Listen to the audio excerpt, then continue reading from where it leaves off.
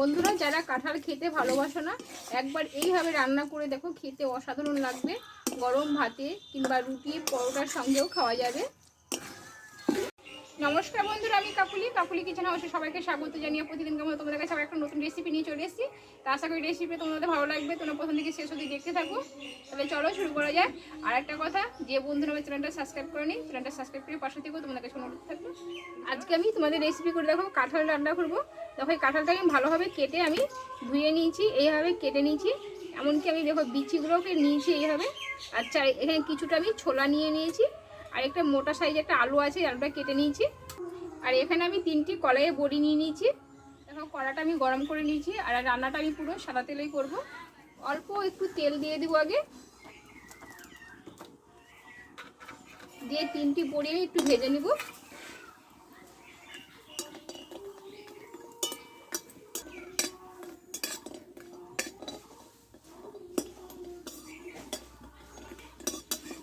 বড়িটা আমি একটু লালচি করে কড়া করে ভেজে নেব। দেখো বড়িটা লালচি করে ভেজে নিয়েছি, আমি তুলে নেব। এবার এতে আমি আরেকটু অল্প তেল দেব, দিয়ে এবার আমি আলুটা ভালো করে কষে নেব।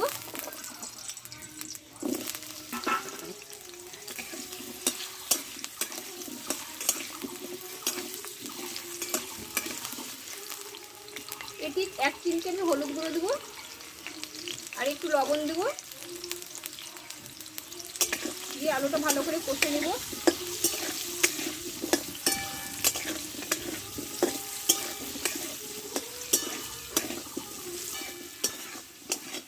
দেখো আলুটা ভালো করে কষে নিয়েছি, এবার তুলে নেব আলুটাকে।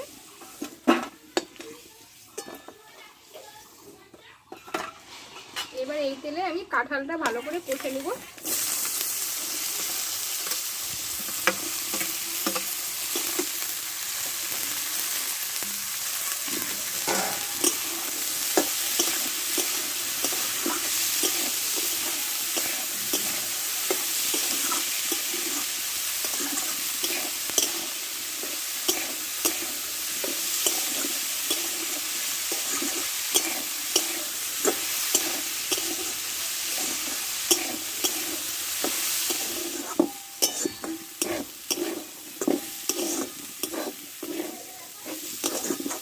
কাঁঠালটা আমি ভালো করে কষে নিয়েছি, কাঁঠালটাও নামিয়ে নেব। কড়াটা গরম করে নিয়েছি, এতে অল্প একটু তেল দিব, 3টি শুকনো লঙ্কা, এখানে তেজপাতা আর দেবো 5 ফোড়ন দিয়ে দেবো। লঙ্কাটা একটু ভালো করে ভেজে নেব। লঙ্কাটা ভেজে নিয়েছি, এখানে আদা জিরে আর কাঁচা লঙ্কা বেটে নিয়েছি, এটা আমি দিয়ে দেবো। মশলাটা ভালো করে কষে নেব। এতে দিয়ে দেবো হলুদ গুঁড়ো, 1/2 চামচ মতো জিরে গুঁড়ো, আর দেবো একটু লঙ্কা গুঁড়ো আর একটু ধনে গুঁড়ো। মশলাটা ভালো করে ভেজে নেব। দেখো মশলাটা ভালো করে কষে নিয়েছি, এইবার কাঁঠালগুলো আমি ঢেলে দেবো।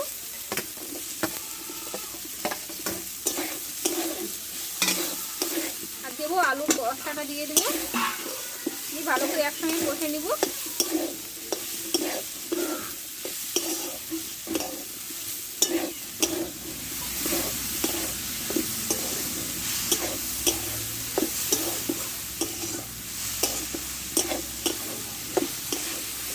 এবার এতে আমি ছোলাগুলোকে দিয়ে দেবো।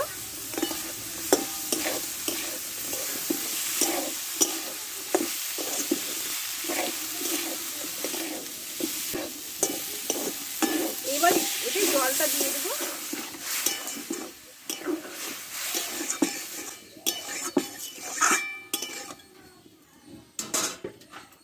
এবার বড়িগুলো আমি ওপর দিয়ে ভেঙে দেবো।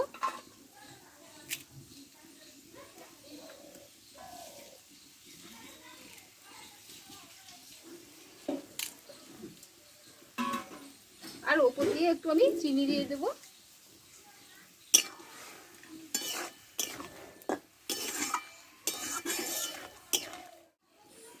দেখো স্বাদ মতো লবণ দিয়ে দেবো, আর অল্প একটু লাগবে। এবার কিছুক্ষণের জন্য আমি সিদ্ধ করে নেবো এটা।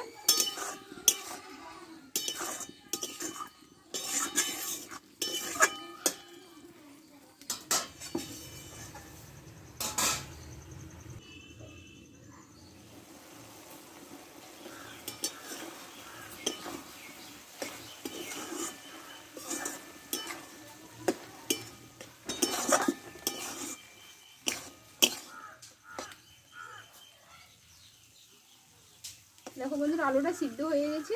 দেখো এখানে 1 চামচ মতো আমি ঘি দিয়ে দেবো।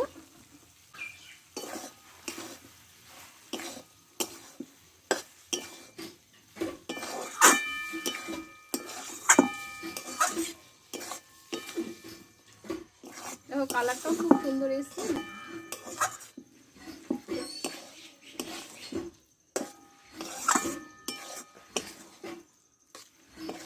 দেখো বন্ধুরা আমার রান্নাটা হয়ে গেছে, এবার নামিয়ে নেব।